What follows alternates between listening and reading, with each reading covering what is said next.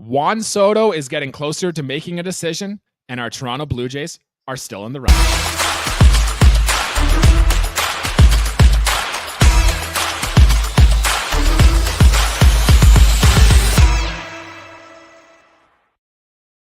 Hello, everybody. It is Thursday, December 5th, and welcome to episode 223 of Buds and Blue Jays. It's your place for all things related to the Toronto Blue Jays. I'm Jesse Burrell, joined by Jesse Tricio, and today on the show, Juan Soto is nearing a decision, and the Blue Jays are still in the running.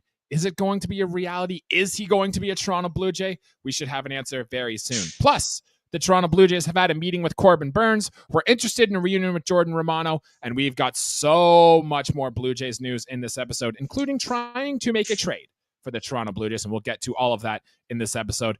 But first, Jesse, how was your week? Do anything wild, anything crazy? Sticking with the Blue Jays here?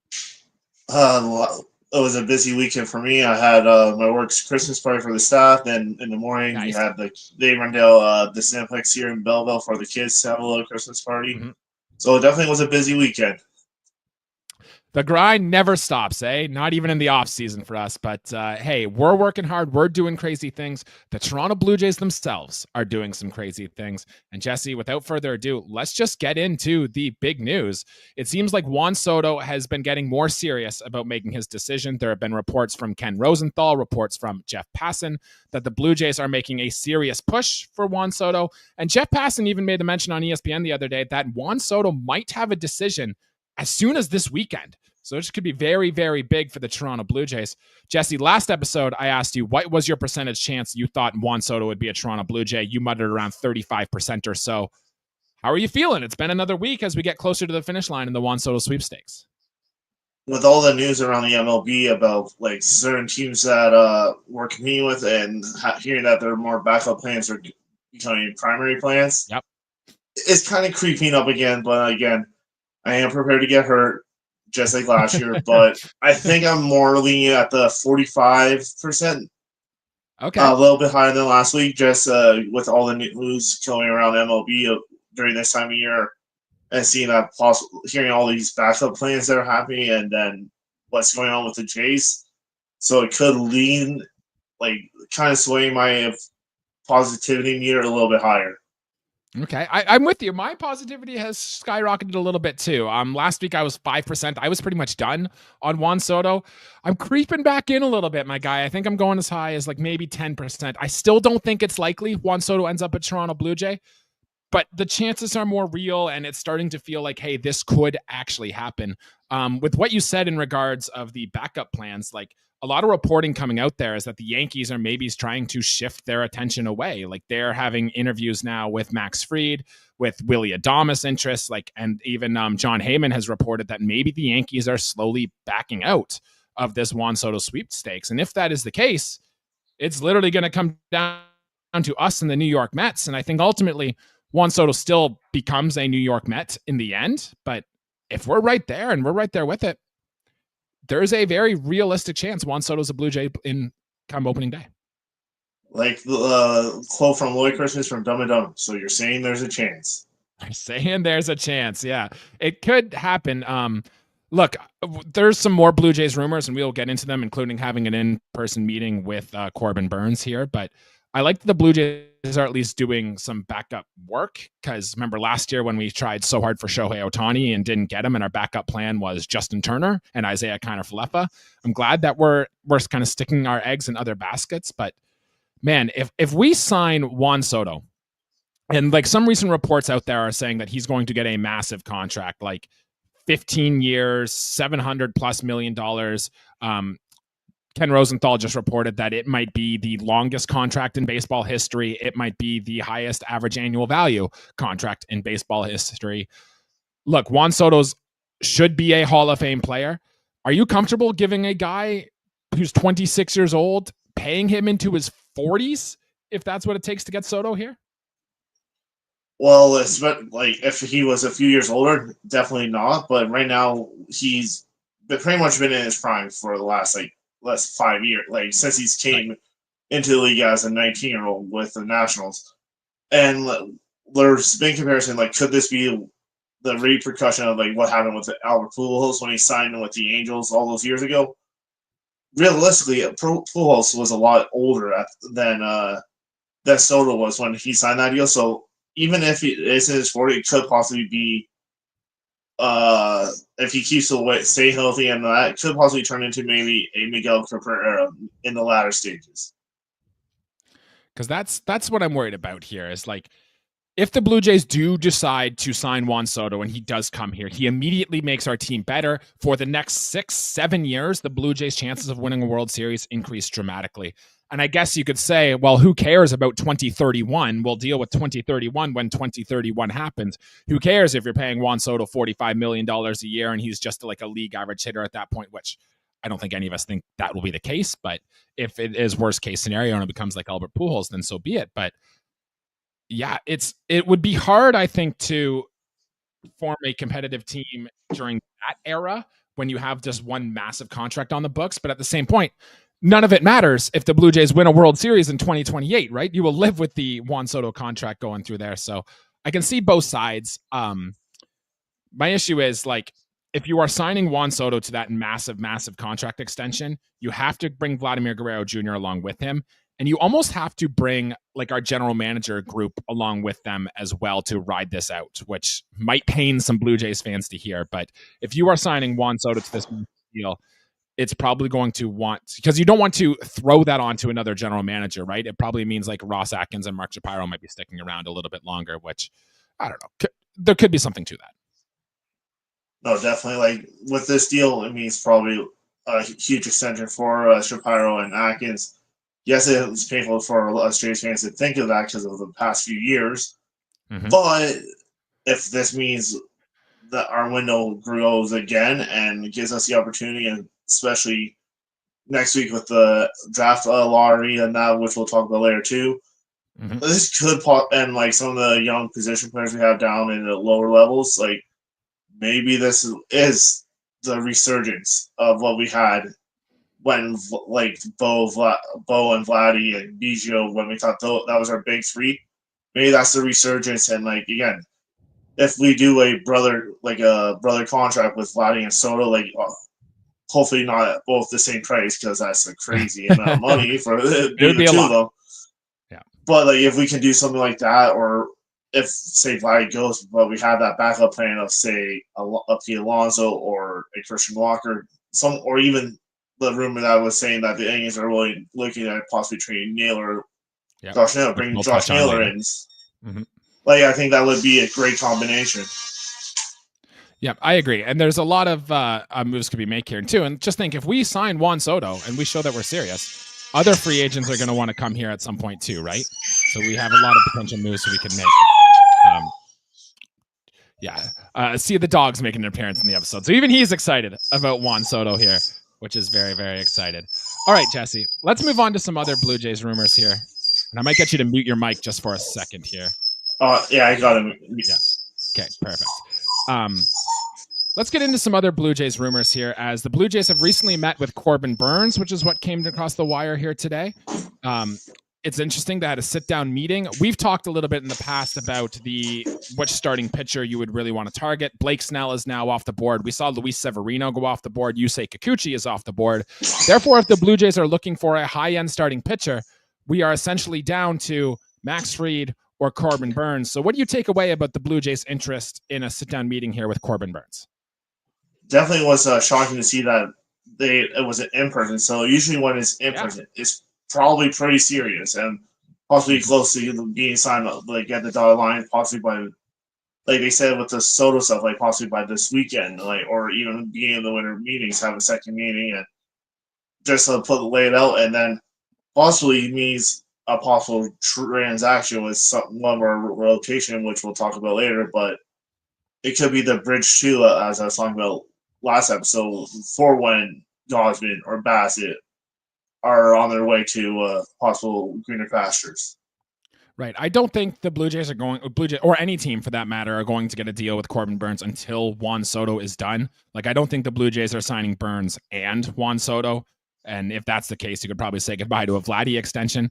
But I do think that they are putting this groundwork in play here and basically saying, look, if Juan Soto does become a New York Met, we want you and we want you for this. And look, an in-person meeting is serious business. Like, guys just don't do that unless they're genuinely serious, and probably terms and commitments have been made. So the Blue Jays' interest is genuine in Corbin Burnes. And who would you rather have, honestly? Say they get similar contracts, Corbin Burnes or Max Fried? I'd probably lean more to Corbin Burnes. Yes, like his stuff isn't like it was when he was with Milwaukee, but when you're a true ace, and realistically, the Jays haven't really had a true ace since Roy Halladay.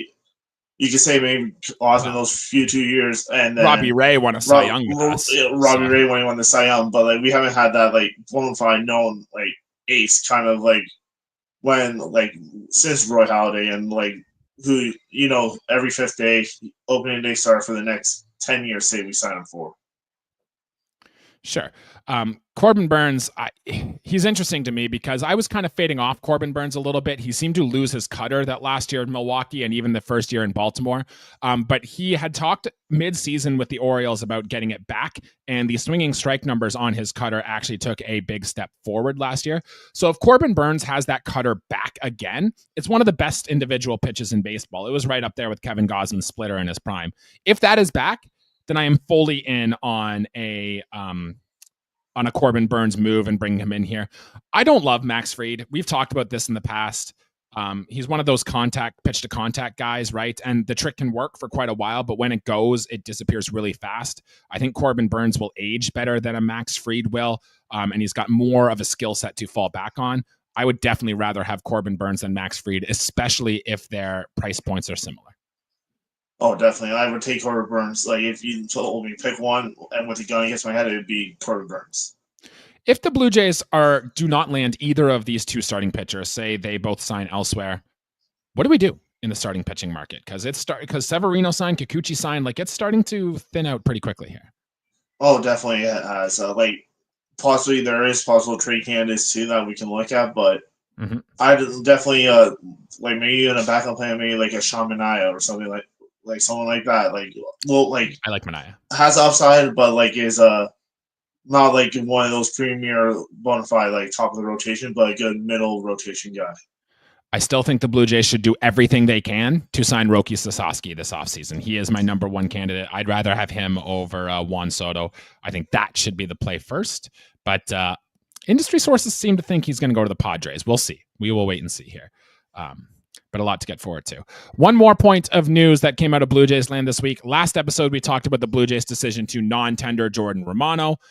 Ross Atkins actually spoke a little bit to the media. He said it was a very tough decision to let him go and that they are, quote, very aggressively pursuing a reunion with Jordan Romano. So two things, Jesse. One, the Blue Jays fully believe in the health of Jordan Romano. They don't think that elbow is going to be a problem anymore and are trying to work a contract just for less than that $7.75 million he was due in arbitration. Do you like the theory, I suppose, to bring Jordan Romano back here? Oh, yeah. I definitely was sad to see him go. Like, again, if there's no concerns with that elbow or anything with his arm or that, yeah, bring him back. Like, yeah, if we can get him cheaper, made for 2 years at 5.5, so like $11 million for 2 years, I'd be totally fine with maybe some options. Like, but again, I feel like they'd rather not have that 7.5, like additional $2 million to use in the solo sweepstake or the Corbin Burnes, or even if we trade for my number one trade candidate for the bullpen and use that towards an extension. Yeah. That $5.5 million, Jesse, you took the words right out of my mouth, was what I was about to say. And I even have some comps to it. Kirby Yates, when he was coming off his injury plague season, signed for $4.5 million with the Texas Rangers. And obviously he had a very good season this last year. And going back to the late 2010s, remember Greg Holland, who the Blue Jays saw in the 2015 playoffs with the Royals, he got hurt. He ended up signing about a $7 million deal with the Colorado Rockies. So I would bet if we do resign Jordan Romano, it'll likely be in between that $4.5 to $7 million range. $5.5 million makes a lot of sense. I really do hope that it can happen, because then the Blue Jays are going to have to come up with a new light show and entrance music for whoever comes in the ninth. And I don't know if we're prepared to have an Eric Swanson light show at the Rogers Center if he is indeed closing for us next year. So bringing Jordan Romano back sounds like a win for all parties involved. Any last thought on him, Jesse, before we move on to some other Blue Jays news that has come through this week? Yeah, like when you're talking about like Swanson with a light show, I couldn't picture a light show with like country music or something like that. You need that Right. techno. Well, Right. you need the Tsunami Techno by DVS. So like Hey, that'd be the or even the like get like Caribbean closer, so we can have like almost like the Timmy Trumpets style entrance, like Edwin Diaz. Hey, Jimmy Garcia had a light show last year for the one appearance he came in to close. So the Blue Jays might do something related there. All right, some random news around baseball before we get into making some trades here. Oakland Athletics, or sorry, the Sacramento Athletics have signed Luis Severino today. It was the second biggest contract of the offseason behind Blake Snell's deal. I only bring this up because the Blue Jays did, quote, have some interest in Luis Severino, and I can see why the Blue Jays didn't want to match this price. It's actually the largest deal that the Athletics franchise has paid out in franchise history, which is absolutely wild to me. But it does have some Blue Jays tie-ins here. One, we're not getting Severino now, another starting pitcher off the board. And two, I think this officially puts to bed the Brent Rooker trade, the JJ Bleday trade, the Lawrence Butler trade. Oakland seems to want to put a good step forward here. And I think we can kind of cross the Athletics out the list of a potential trade partner after this signing. Yeah, definitely. Definitely, I can see that not happening now, and maybe they want to show that they're willing to spend money when they're going to Vegas in a couple of years. Yeah. Good for him. I hope that he pitches well. And, shout out to Riley McConnell, who actually does like them a little bit. So there's something there, rooting for him, I suppose. And one more piece of free agent news before we get into the trades here. A couple of the tie-end relief pitchers who we talked about last episode are getting considered maybe to become starting pitchers going into next year. So Jeff Hoffman and Clay Holmes were two particularly that they're thinking about taking as a reliever and turning into a starting pitcher this season. We saw it work well around Major League Baseball. The Reynaldo Lopez out of Atlanta, who became a starter, who's pitched really well, and there were a few others off the top of my mind too. Would you have interest in maybe signing one of them and potentially bringing them into our rotation? Maybe, but it's just like I know how like Jordan Hicks last year and like Reynaldo Lopez, like two like comps I'll use for that, but it's like if it doesn't work, yeah, then you have your back end guys, but it's risky too because they're not. If they have to throw more than two pitches in a outing, could it really mess their arm up or their stamina and fatigue? Yeah, we'll see. We saw Jordan Hicks towards the end of the season with the Giants was really only throwing like 5 innings a start. Reynaldo Lopez is a success story. But remember, the Marlins tried to make A.J. Puck a starter last year, and that did not go so well. So it's interesting. Clay Holmes would be my pick. I really want the Blue Jays to sign Clay Holmes anyway. I think he's good. I mentioned that last episode in our relief pitcher, how we'll fix the bullpen plan. But I think that could be a very intriguing pick, and he could have a very good season next year.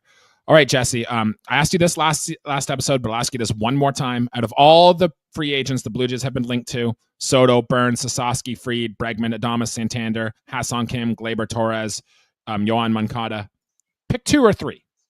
If you had to only pick 2 or 3 out of those names to join the team, who would they be? Definitely would like Soto being probably like high up. Yeah, just he's in his own tier. He is. We're just getting like if we sign him, just be ready to put his number up in the rafters, his Hall of Fame plaque with the Jays hat on, and like it's just when you're signing him, you're getting all that for the future. So that's an obvious answer. But like now, this Corbin Burnes, like meeting with it because I never really had the Jays going after him, and that's definitely gave me some little excitement and a little pep in myself thinking about that one and thinking the rotation, what it would be like adding him and like.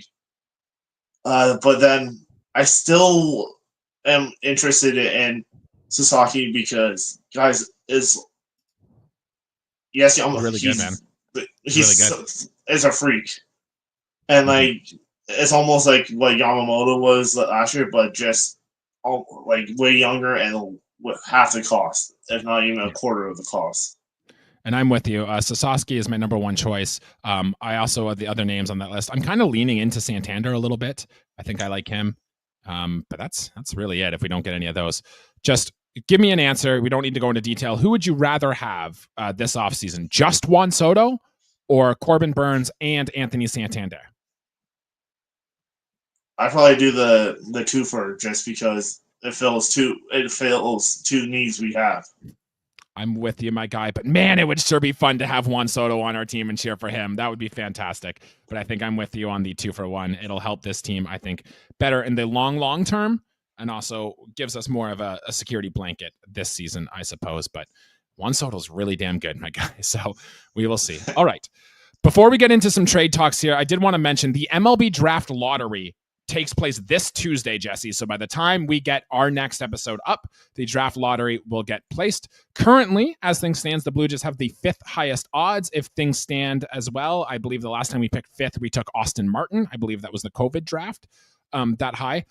Correct me if I'm wrong, but I don't think the Blue Jays have ever picked first in franchise history in the MLB draft. I know we picked second before, but I don't think we've ever. Yeah, you're correct. We've never. Our highest has been second twice. Mm-hmm. And why not finally almost 50 years into a franchise history and finally get our first overall. That would be wild if it happens. The Blue Jays have about a 7.5% of picking first overall in the draft. We have about a 60-ish% chance of picking in the top 6, which is quite good. I haven't done my research on the prospects. You know these prospects more than I do. But I do think it's a good class from what I've been reading, from what I've been hearing, and the Blue Jays should be able to get a good player. We've revamped our whole player development system, et cetera, et cetera. So who we pick early in this draft could go a long way to determining the future of this team, this franchise, et cetera. I have the Tankathon draft simulator up, Jesse, and I thought we could just fire this up a little bit right now. And I'm just literally going to hit the simulation button right now. Here we go.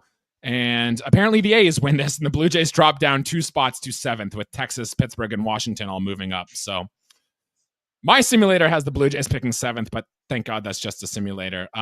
What would you be willing to give up, I suppose, if you could guarantee the Toronto Blue Jays got the first overall pick in this year's draft? Ooh, that's tough. Like, would you be willing to give up, no more dollar dogs at the stadium? Or would you be willing to, I don't know, you guarantee that your bullpen blows every game, they have a 3-run lead, and, oh, wait, no, that just happened this season. Like, something like that. Get creative. I definitely give up the work from dome because that's the stupidest thing. The promotion because we don't win. But the main thing I definitely would give up is the most hated uniform a Blue Jays have, and it's the red jerseys. Oh, yeah. No, they should be gone long ago, honestly. I would burn those things even if it meant if we fell down like 4 spots in the draft order, etc. It would be good. Either way, it'll be exciting. I will be glued to my television for the MLB Draft Lottery at 5:30. I don't even know if it's aired somewhere, but I will find a way to see those ping pong balls go down and see if the Blue Jays get the first overall pick. All right, Jesse, let's get into the main reason we're here on this episode, and let's make a trade. Last episode, we went through and we discussed the free agents that the Blue Jays could bring in. We threw out some names, some guys we were interested in high end on minor deals, etc. But before we get into the names, and I have about 20 names of some of the top trade candidates the Blue Jays could go for, let's take a look at the Blue Jays roster here, because in order to acquire somebody, we have to give somebody up, right? And the Blue Jays, their strength of their team right now is probably that young position player group, that core of guys that have all either briefly had a stint in the majors or all very close to the majors. It seems like if the Blue Jays are going to make a trade this offseason, some of these players are going to be some of the players involved. So, Jesse, I'm going to list them off here, and then I want you to tell me, out of these group of players, which ones would, A, do you think are most likely to be moved, and 2, you would move if you were general manager of the Toronto Blue Jays. And those players are Joey Loperfido, Davis Schneider, Spencer Horwitz, Will Wagner, Ernie Clement, Leo Jimenez, Jonathan Clase, Orelvis Martinez, Addison Barger, Stuart Baroa. 10 names I just gave you there, and I want you to give me both, who you would trade and who you think the Blue Jays might trade. Who I think they'll trade? I definitely feel like Horwitz would be likely a big piece for wherever he gets traded to. I definitely feel like Schneider is, just because I feel like the roommates all might be shipped out. I feel like because of who they're bringing in and what they've done, like we could get they actually have some value. Burrow, I feel like is all would probably I would trade, but knowing Yeah, how much are Atkins and you that they really probably do we like get for him, right? yeah exactly. Yeah. And though there's only two I of that list I would say I don't want to trade Yeah. because I'm a fan of them, and it's Barter and Classe because I really have high expectations and hope for them, and I feel like they could be very integral parts to this team. But if it means to bring in like a All Star caliber player or or a stud that already has the resume and we can keep for long term, then I would be fine letting go. But those two are of that list of 10 players, I would not touch. Yeah, it's very interesting, and you make a good point there, Jesse. The only problem with like trading Spencer Horwitz is that he was one of our best hitters on the team last year. Like I remember that series in Atlanta, he single-handedly carried the Blue Jays to a series win there. Like he's under team control for years, and the Blue Jays have shown in the past that they don't necessarily love Horowitz. They kept him down. They signed Joey Votto. They signed Daniel Vogelbach ahead of Spencer Horowitz, who had a very good season in the minor leagues last year. And I do wonder that the Blue Jays might be looking to trade him, especially because if they have Vladimir Guerrero Jr. around at first base already, and especially if they give him a long-term contract, then Horowitz's value isn't as good. I don't think they're going to play him much at second base anymore. So do the Jays really want to clog up that DH spot? I'm not convinced they want to do that. But I think it might be a mistake trading Horowitz just because he is simply so good. And in terms of some of the other names I mentioned, I think the guys that the Blue Jays just traded for at the last trade deadline aren't going to be moved either. So I think the Blue Jays love Will Wagner. I think the Blue Jays love Joey Loperfido still somehow. Like Jonathan Classe, I don't think is going to go anywhere, right? So I'm thinking, in all seriousness, the guys are going to be moved. I think Leo Jimenez is the most likely one to be moved out of all this because a guy who can play good defense up the middle, does some of the little things well, and has shown enough with the bats that he can be intriguing. You know, he was a top 5 prospect for this team. I think Leo Jimenez is going to be the number one with a bullet out of there. And I don't want to I don't want to consider Orelvis Martinez too. I'm convinced that the Blue Jays wanted to trade Orelvis Martinez at the trade deadline last year, but then that PED suspension came down like a week before the trade deadline, and they ultimately could not trade Orelvis Martinez. So those are two names I think out of that group that the Blue Jays are really considering maybe moving this deadline. No, definitely, and I also feel like possibly like some of the minor league players that they've taught high, like Alan Rowan, probably could be able to hear. Yes. Kasevich and like a lot of these minor league players you hear Ross Atkins, even Shapiro talking about, and even some of the analysts talking about in our systems. Like these names are very popular and can possibly be sent out and possibly fix our bullpen or our offense too. Yeah, I'm with you. I think Alan Roden is as good as gone as well. I think I don't know if you've had a chance, Jesse, to look at Steamer projections for next year yet, but they love Alan Roden. And we'll touch about that as we get more into projecting how these players will do next year. But the projections love what Alan Roden is projected to do. And if the Blue Jays don't have a spot in their outfield for him, then maybe they move that on. Nathan Lucas, Stuart Baroa, what do we do with these guys? I feel like again, like with how the commentators are saying, like he's great, but he's auditioning for 30 other teams, so I feel like he would be in a package too. For yes, he's at that ripe age of 30, but he can hit. He plays good enough defense. I feel like one of those lower echelon teams could use a player like that can give that offense in when he has the playing time. Where if he's here, I don't think he would get much playing time. And remember, John Schneider had Nathan Lucas hitting leadoff in the month of September for the Toronto Blue Jays last year, and he performed admirably. So there could be a player in there as well, because obviously he's shown a little bit in the major league level, and all he's done is hit in AAA. Kind of reminds me of like Tommy Pham, right? When he was coming up with the Cardinals, all he ever did was hit. Sure enough, he got to the big leagues, and he just kept hitting. So maybe there's a good postseason career here for Nathan Lucas as well. I just hope the Blue Jays don't screw this up, man, because I don't have faith that they'll trade the right guy. But oh well. All right. Some other trade candidates then the Blue Jays might make from the roster. We don't spend much time on this, but Jose Barrios, Kevin Gausman, Chris Bassett. They're not going anywhere, right? I say two of the three you just said there. I feel like Bassett would be the most likely to be moved. especially if we decide, say, a Corbin Burnes or one of those top pitchers. And so, because do you really want? Because you have Yariel Rodriguez, you have Ballon Francis, you have Jake Bloss, all in that lower end. Like we're not going to be like the Dodgers and do a 11-man rotation. Yeah, the problem is the Blue Jays at the deadline last year assured Chris Bassett he wasn't going anywhere, and I don't think the Blue Jays are going to trade him. I frankly don't think he's going to be that good next season, but I also don't think the Blue Jays are going to move him whatsoever. If they do, it's going to be a pure salary dump, and if they are moving Chris Bassett, then you got to move George Springer, and then you've got to start the full-on rebuild, which could happen this offseason, but I'd say the chances are quite low on that. What about some of our pitching prospects and some guys down in the farm, Jesse? Jake Bloss, Ricky Tiedemann, Brandon Barriera, Adam Macko, and I threw in Alek Manoah in this list as well because he won't be back until mid to late season.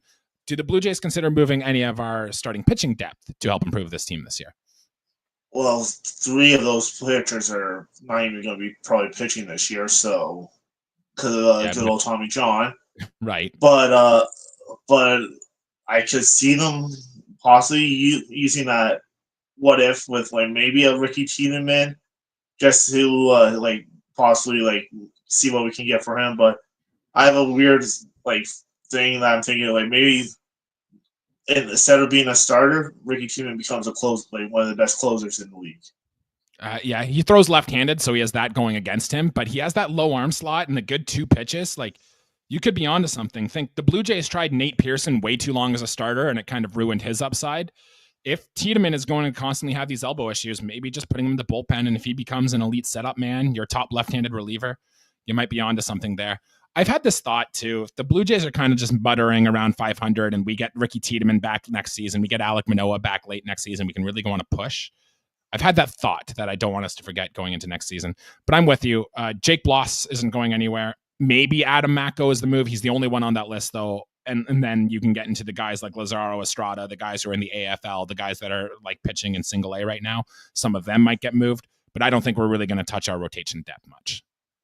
No, I definitely don't, especially with how shallow it is right now. Okay. And we've already kind of touched on our position player prospects. I think you and I both think Alan Roden is as good as gone. What about other names? Josh Kasevich, Will Robertson, Deson Brown. You can enter your favorite Blue Jays prospect name by choice if you think they're going to move. But any of these guys going to be touched to bring in a player here? I feel like those names are very like popular around the league of like prospects that people probably want to poach from us.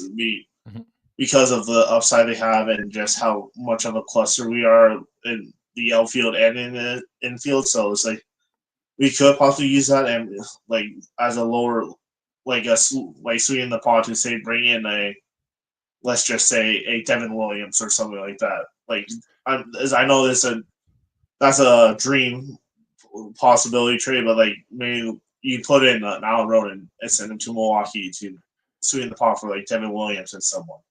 Sure. I mean, you don't know. Someone might just be in love with Landon Morales, or somebody might be in love with Jerron Watts-Brown, right? And then you throw them in there and you build a team around that. Like, it's very possible. It's just going to be what the other teams around baseball acquire. All right. We've established kind of the things we are willing to move off the big league roster. Vlad and Bo aren't going anywhere, right? We're not trading them this offseason?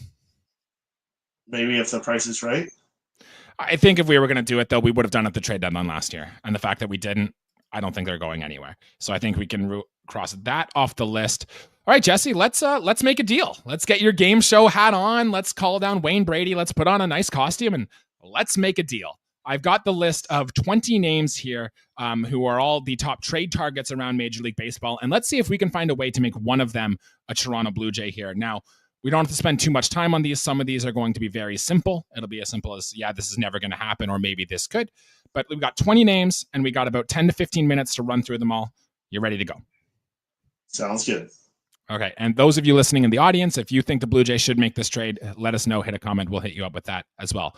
The number one name on the trade market right now is probably Garrett Crochet of the Chicago White Sox. A lot of industry sources say he's almost definitely going to be moved. He is very, very good. He's been one of the best pitchers in baseball. Are the Blue Jays making a push for Garrett Crochet? If it was MLB The Show, yes. But in real life, no. Yeah, I don't think the Blue Jays have the prospects that the White Sox are going to be looking for. as much as I would love to see Garrett Crochet, I'd probably want him more than I would want a Corbin Burnes or Max Fried, to be honest. I simply don't think it's going to happen here. Yeah, we definitely are. Maybe if it was like when Vladdy and Bo were all them were coming up, and when we had all those prospects in the number one system, maybe nowadays not a chance. All right, I'm with you there. The next one, Jesse, and we've mentioned this guy a few times since the offseason begun. It seems like the St. Louis Cardinals are likely to move on from Nolan Arenado. The Blue Jays do have a need at third base. The fit in theory makes a little bit of sense. Would you be willing to make a swing a trade here for Nolan Arenado? I would, and I know like people probably are screaming saying he's old and we don't need a retirement Blue Jays again. But I feel like even for those few years of his contract, if the St. Louis retain some of the salary, I feel like we could get him for a decent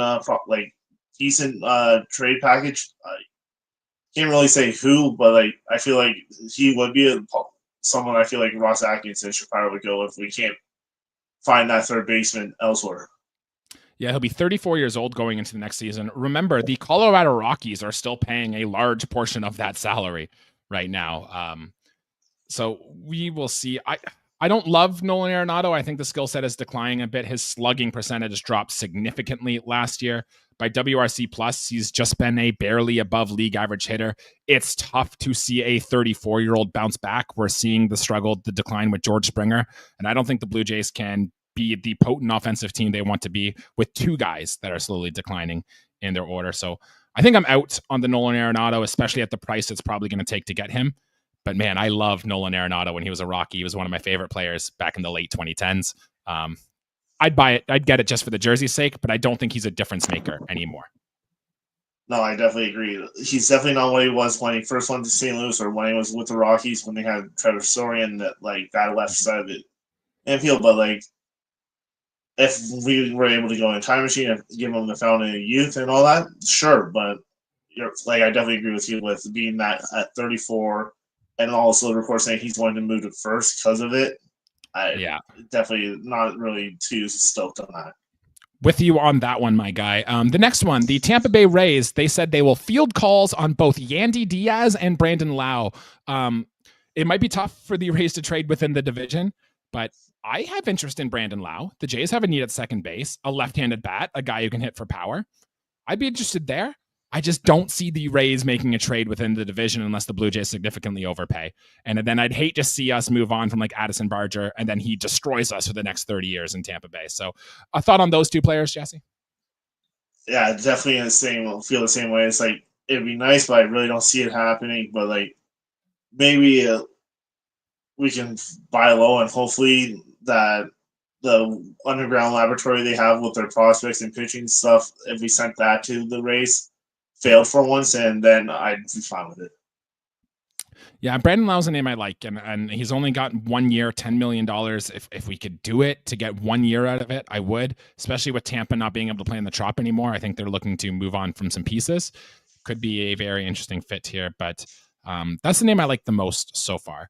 Jesse, this next name on the list is a guy you brought up literally last episode that I think you like a lot more than I do, but Alec Bohm of the Phillies. The Phillies are looking to shake up their core a little bit after not having any success in the playoffs, and Alec Bohm has been the name. We've said the Blue Jays have a need at third base. Alec Bohm plays third base. Sell me on Alec Bohm and why the Blue Jays should trade for him. Oh, he's been probably like one of my number one trade targets for the last few years. I've always said Jays should try to pick him up, even before we had Chapman in the last few years, and then obviously this year with Ernie Clement at third. It's like Alec Bohm, young. He's a line drive hitter, but he does have power.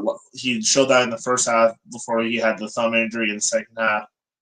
He needs he's one of those players that just needs a fresh start, get out of Philly. Because we all know the Philly fans are kind of crazy for all their sports. And, yes, they are. And I definitely would love to see him in a Jays uniform. I feel like he would be a nice piece in our batting order. He is versatile too.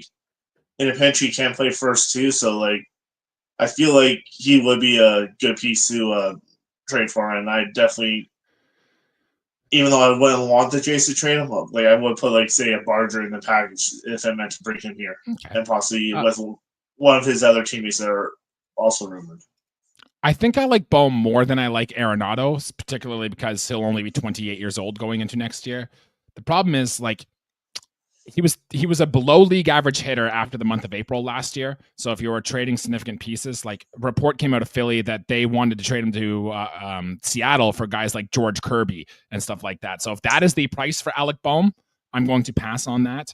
But it could be true if it was just the injury for Alec Bohm last year, and he can return to say a 120 WRC plus, return to that 20 home run power.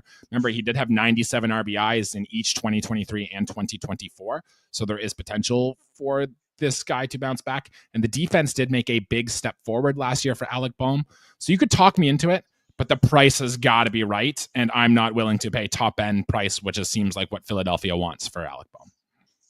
No, exactly. Like, give me a good deal, I'll totally do it. But like, if it's like saying like an Adam Atho, a Cheeseman, and an Orelvis, I want to do that. All right, next on my list is a guy we talked about a lot last offseason, and you've brought this name up again before, but the Cubs seem to be wanting to move off of Cody Bellinger. They have Pete Crow Armstrong in center, so that doesn't seem to be his home anymore, and Bellinger has been wildly inconsistent. The former MVP has been really good or really terrible, and it's one of the most inconsistent profiles in baseball. Would you be willing to make a play for Cody Bellinger? I actually would, because like we don't need to really have him in center, so we can possibly have him in left and like, or even in right if we finally decide to let Springer walk eventually. That'd be great. But I feel like even the dimensions in Toronto would definitely help his style, and just again another person who probably needs a fresh start. And last year we were rumored that we were one of the top teams possibly signing him, but they decided to go back to the Cubs. Mm-hmm. His profile seems interesting. He just lost a little bit of power. I don't think he was pulling the ball as much as he was last year. The on-base skills dropped to 325, which aside from those 2 dreadful years in LA, never bounced back. There is a non-zero chance something clicks for him and he could turn back into that MVP form we saw in 2019. But Jesse, we're now 6 years past the MVP Cody Bellinger. I think it's really tough to rely on that. But it wouldn't surprise me if there is a year where he still hits 30 home runs, has like a 4.5 WAR season or something, and is a valuable player. And if the Blue Jays are you willing to gamble on that? Maybe. But it would have we need to find a home in the outfield for him. Oh, definitely. And maybe like if we do, and with the new head coach from Minnesota that worked with the Dodgers, and now his assistant that also is coming from the Dodgers, maybe they know like how to like define that again with him. Keep an eye on that one. It's Blue Jays have been interested in the past, and so there could be something very much there with him. Next name on the list, Jesse, to the starting pitching market, and that is Sonny Gray, who will be 35 years old going into next year. The Cardinals are wanting to shed salary. He finished, I think, second in Cy Young voting his last year in Minnesota, and his first year in St. Louis, honestly, wasn't too bad. 3.70 ERA, 3.8 WAR season. He's been pretty good for an aging veteran pitcher. I think I like this one. I think I would be interested in trading for Sonny Gray, especially if we can pry the Cardinals for some more pieces. I think I like this. Maybe not on the Max Fried, Corbin Burnes level, but probably the next tier down. You could sell me into Corbin Burnes. That slider is still fantastic. Or for Sonny Gray, sorry. Yeah, I'm not opposite. I passed because we saw how he pitched when he was in the AL East when he went from Oakland to the Yankees. Yep. No, thank you. Some guys just can't shake it in New York, my guy. Come on. Yeah, they can't shake it in New York, but again, it's the AL East, and you have to be in New York more often than not. Okay, we will see. The problem is aging pitcher and stuff, but I still like it. You could talk me into it, especially if the price is right. That's a name I want us to pay attention to. This next name, Jesse, is the Diamondbacks are looking to move Jordan Montgomery, who their own general manager said signing Jordan Montgomery was the worst move he had ever made as a general manager, which has got to say something. No shock that they're looking to trade him. Would you be interested in buying low on him, or is this just a nothing? It's a nothing because all reports are saying that he wants to go to the Red Sox just because his wife's out there from medical school. Great. Let him do that. He's a lefty. The Blue Jays will tee off of him all season. I'm with you on that. The Rockies might be trying to move some trades out of their bullpen now. I don't know if we want to go acquire a guy from the Rockies bullpen because they were the only bullpen in baseball who were just as bad as the Toronto Blue Jays last year. But Justin Lawrence is a name they seem to have on the trade block. And a name I really like, Seth Halverson, is a name, if we could pry him away from Colorado, is a name I'd like. Thought on adding one of these guys to fix our bullpen? I really can't say much because I really don't follow much of the Rockies. Who does? when you think of the Rockies pitching, their stats are elevated because of that elevation they're playing into. So maybe it's a Coors Field thing, but I don't know if it's not one of their if it's not McMahon or Rogers, then I have no interest in any Rockies. Okay. Probably for the best, but I just love Seth Halverson's stuff, and I just want that on record in case it does come to fruition here. The San Francisco Giants are looking to move off some pieces, and two names that they may be willing to move this season: Lamont Wade Jr., their first baseman, and Mike Yastrzemski, who's kind of fallen out of favor in San Francisco. Would you be interested in buying one of these guys? I definitely have more interest in Yastrzemski just because it could possibly fill our left field hole if we don't put Loperfino or someone in there, and also it'd be fun to Yastrzemski causing havoc on the Red Sox. I'm with you too. I both of these names I kind of would like. The problem is with Lamont Wade, who I think is actually a talented player. We just don't have a spot for him with Horowitz, with Vlad, and then with some other guys. There's no spot on the roster for him. And Lamont Wade, or Mike Yastrzemski, sorry, he's been an above average hitter every year. You got to imagine those power numbers would come up outside of San Francisco. He's hit between 15 to 25 home runs every year in his career.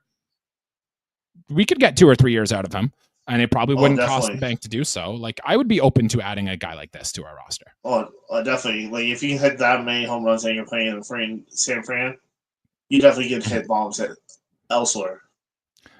I want to make the Brandon Belt comparison. We can't do that because they are different players. But in theory, the same bump he got coming to the Blue Jays when he left San Francisco could be in par with Mike Yastrzemski as well. This news report just came off this morning, actually, is that the Cleveland Guardians might be willing to move on from a Canadian kid, Josh Naylor, or Lane Thomas. Now, the Jays have had interest in Lane Thomas in the past. Remember, I think he was a Blue Jays draft pick years ago. And Josh Naylor, obviously Canadian, free agent at the end of next season. The Blue Jays need left-handed power. Josh Naylor has left-handed power. Is there something here with the Cleveland Guardians? Give me Naylor a heartbeat. He'd be a fan favorite, and good. Then we can extend it and be an insurance plan if Vlad does end up walking. Perfect. I'm with you. I think he could be one of the few players we've mentioned here that could actually be a difference maker for the Toronto Blue Jays next year.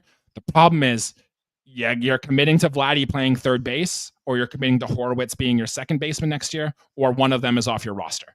And that's where I see the fit being tough.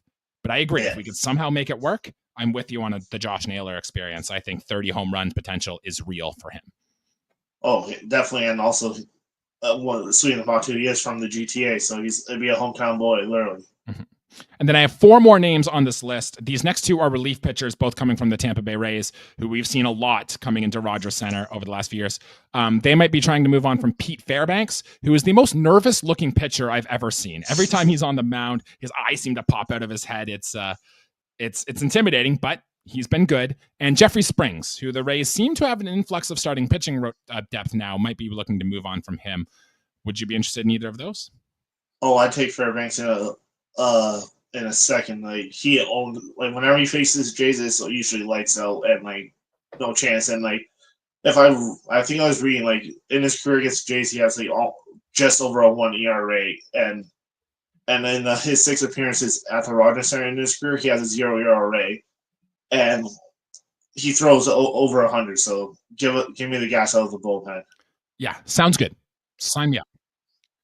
I just looked it up, Jesse. He in 22 appearances against the Blue Jays in his career, he has 30 strikeouts and a 0.84 ERA against us. In fact, just 4 earned runs total.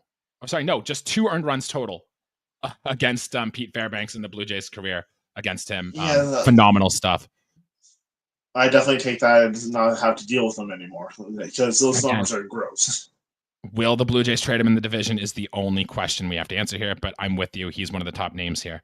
And then another name, the Seattle Mariners might be looking to trade Luis Castillo in order to get improvement in their offense. Luis Castillo, who shut us down in that playoff performance that we were at when Seattle faced the Blue Jays in the playoffs. He's getting older. He might be on the decline a little bit, and maybe Seattle's trying to cash in before he completely falls off a cliff. But the Blue Jays need help now. See an option for you? I definitely will add that, especially if we miss out on like a Fried or Corbin Burnes and what Sasaki. Like he could be someone that can like lengthen our rotation, and so we don't have to rely on like the young arms and the young unproven arms. Where would Luis Castillo fit in between like the Bassett, Gausman, Barrios? Where would you rank him out of those four? I would put, if anything, I would have him in the 3 spot, then Bassett would be in the 4, then either Ballard Francis. I would actually put Ballard Francis 4, then have like Bassett or Bloss or Rodriguez in the 5 hole. Okay, so you think next season Luis Castillo would be better than Bassett, but not as good as like a Barrios and a Gausman? Yeah, I feel like all 3 of them would be very similar and like complement each other very well. Okay, I like the theory. It's my problem is I feel like when the decline comes, it's going to decline quick. But hey, he's been a tinkerer. He's kind of had these blimps throughout his career. Even when he was in Cincinnati, he had some peaks and valleys, and he might have a little bit more of that going forward. Just Seattle's a great place to pitch, and I'm also worried about pulling him out of Seattle. Might affect his numbers, but I will never forget how he looked against us in that playoff game. That was one of the best I've ever seen a pitcher look. So could be an interesting name. And then the last ones on this list, Jesse, are Devin Williams, who we've talked about. We talked about him a lot last episode when trying to fix our bullpen here. And Ryan Helsley. And a report actually came out from Ken Rosenthal literally this morning that the Cardinals might actually keep Ryan Helsley now instead of offering him on the free agent, which was one of your names of who you really wanted the Blue Jays to target to fix our bullpen. So let's assume Helsley's off the table. Devin Williams, is he your guy?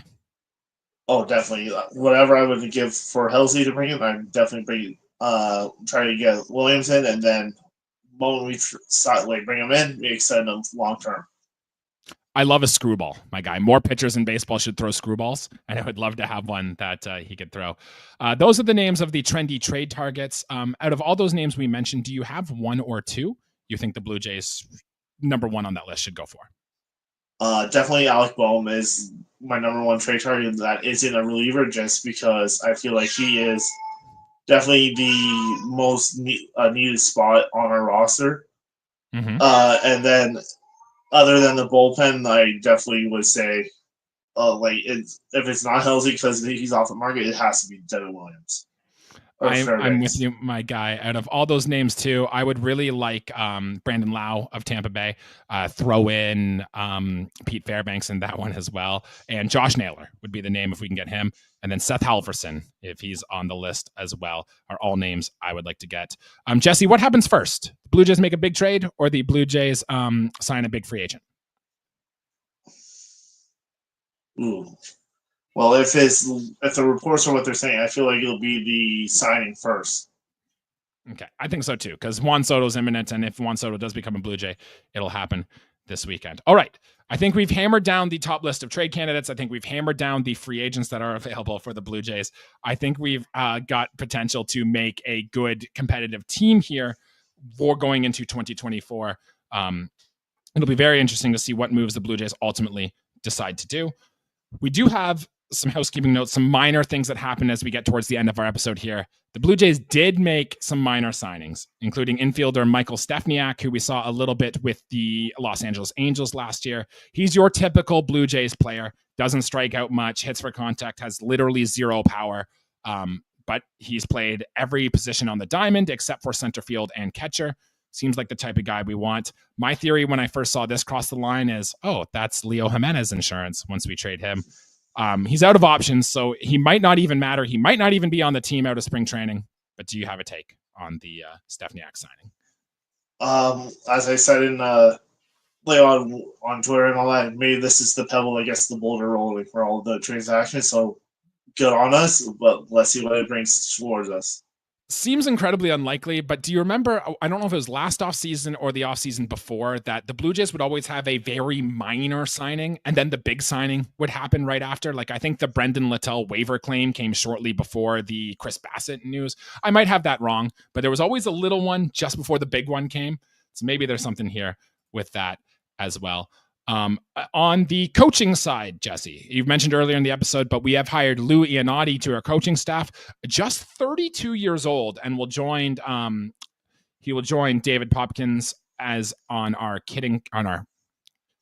hitting side. Yes, he's likely seems to be the Matt Hague replacement for the Toronto Blue Jays on this bench. 32 years old, and he's worked for the Dodgers. This could be one of the most uprising hitting brains, hitting knowledge, hitting gurus, I suppose, in the system. And anytime you can pry someone from the Dodgers organization, I think is a win. We will see how this goes. And then on the bullpen side, the Blue Jays do have a bullpen coach. We've hired Graham Johnson to be our coach. He will work alongside Pete Walker to try to fix this Blue Jays bullpen, which was the worst in baseball last season. He's got a lot of work to do. He was with the Yankees for the last 3 years. Tough to have an opinion on coaches, much less assistant coaches at that. But hey, it's what we do. If you got one, fire it here. Well, I definitely like the addition to Iannotti. Like, you put him and Hopkins together, they both worked together previously with the Dodgers system. So you got two hitting coaches that have come from the Dodgers factory, who have pretty much had the best hitters in our lifetime. Mm-hmm.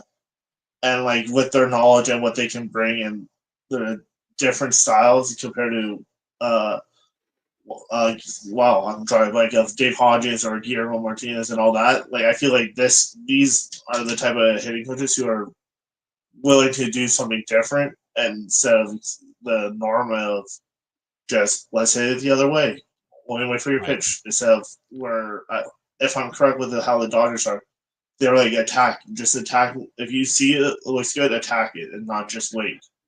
Yeah, whatever happened to see ball, hit ball? I thought baseball was supposed to be simple like that, but it makes a lot of sense. And part of the reason the Dodgers have had the dynasty that they've had over the past 10 to 15 years is that they've always been able to produce guys from their minor leagues that come up and have an impact, right?